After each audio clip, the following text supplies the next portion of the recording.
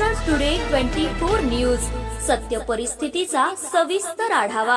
सत्ता कोणाच्या हाती, विजयाची पताका कोण फडकवणार, जनता कोणाच्या गळ्यात टाकणार विजयाची माळ, जनतेचं मत कोणाला, संपूर्ण महाराष्ट्रातील महानगरपालिकेतील संपूर्ण आढावा आपणासमोर। पहा फक्त महाराष्ट्र टुडे मराठीवर।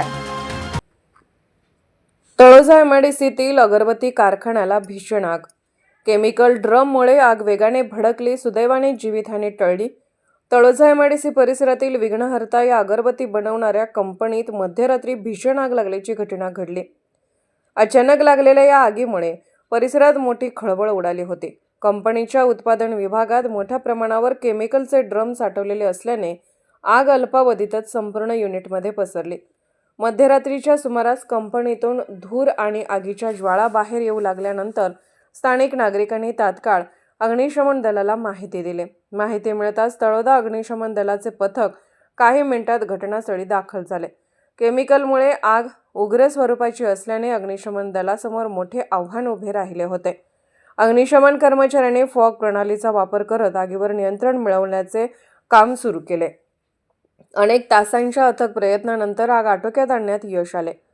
आग लागल्याचे लक्षात येताच कंपनीतील सर्व कामगारांनी वेळीच बाहेर पडल्याने या घटनेत कोणतीही जीवितहानी किंवा जखमी होण्याची घटना घडली नाही। ही दिलासादायक बाब ठरली। या आगीत कंपनीतील कच्चा माल, यंत्रसामग्री तसेच तयार अगरबत्तीचा मोठ्या प्रमाणात नाश झाला आहे।